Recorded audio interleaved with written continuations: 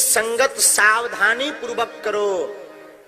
साधु की संगत करोगे तो सद्गति होगी, किसी मूर्ख की संगत करोगे तो दुर्गति होगी।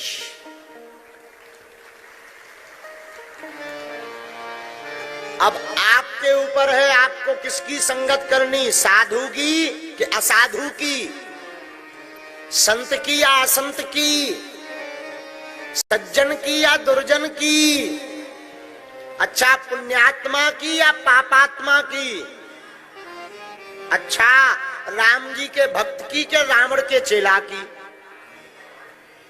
अच्छा राम जी के साथी की के रावण के हाथी की, किसकी संगति करनी है, राम जी के साथी की, श्याम जी के साथी की।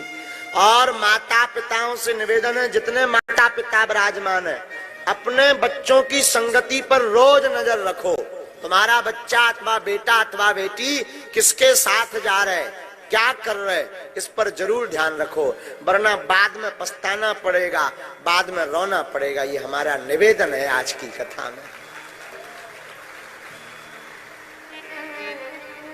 बिल्कुल भी मत सोचना, एक एक दिन देखना तुम्हारा बच्चा सज्जन की संगत कर रहा या नहीं, साधु की संगत कर रहा या नहीं, पुण्यात्मा की संगत कर रहा या नहीं, राम के साथी की संगत कर रहा या नहीं।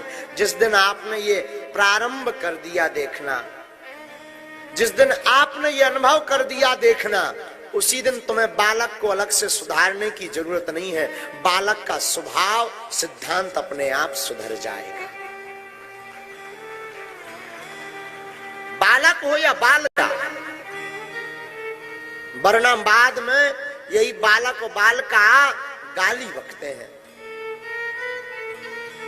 यही पर ताने मार करके भग जाते हैं। पिताजी तुम क्या जानो प्रेम क्या होता है, माताजी तुम क्या जानो प्रेम क्या होता है, तुम तो पागल हो, हमारी खुशी नहीं देखना चाहते, अभी भी तुम ये पुराने स्टाइल में जी रहे हो, अभी भी तुम जातिवाद में पड़े हो। कोई जातिवादी नहीं है, कहीं कुछ नहीं है।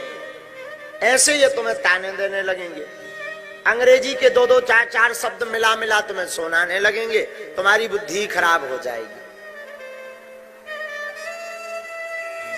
और अगर बालक बिगड़ गया हो, बात नहीं मानता हो, क्रोध करता हो, बालक अथवा बालिका मोबाइल में घुसे रहते हो दिन भर, तो आज से ही बालक अथवा बालिका को रामायण का पाठ करवाना प्रारंभ कर दो, सत्संग करवाना प्रारंभ कर दो, अपने आप उसकी बुद्धि सुधर जाएगी।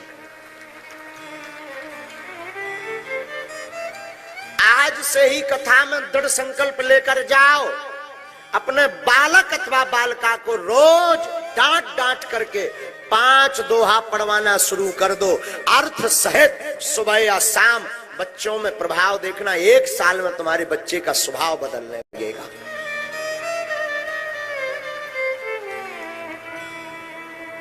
क्रोध करता हो बालक अथवा बालिका, तो सोमवार के दिन 108 बेलपत्री पर राम राम लिख करके, बड़े से लोटे में जल लेकर के उसमें शहद मिला करके डाल दें, बेलपत्र का एक बार उतारा कर दें बालक अथवा बालिका के सिर के ऊपर से, और सोमवार के दिन किसी शिवालय में जाकर भोले बाबा के ऊपर अभिषेक करवा करके जल और शहद के मिले हुए जल से अभिषेक करवा कर ओम नमः शिवाय का जाप करते हुए बिल्वपत्र चढ़ाना शुरू कर दो। 1.5 माह में स्वभाव में शांति आने लगेगी।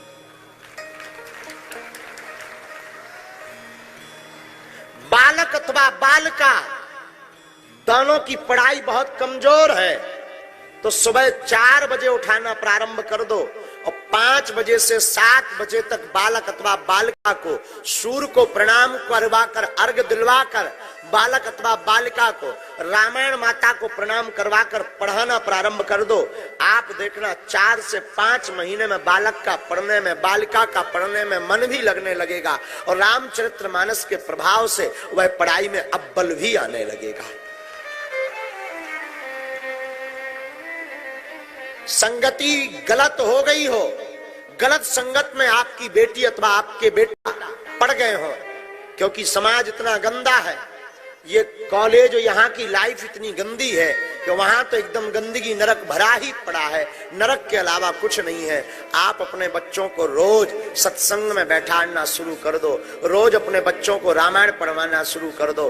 कहीं भी कथा हो तो बच्चे अथवा बेटा अथवा बेटी का हाथ पकड़ करके ले जाओ, 10 मिनट सी ही सही कथा सुनवाना शुरू कर दो। आपके बालक आपकी बालिका की संगति धीरे धीरे सुधरने लगी।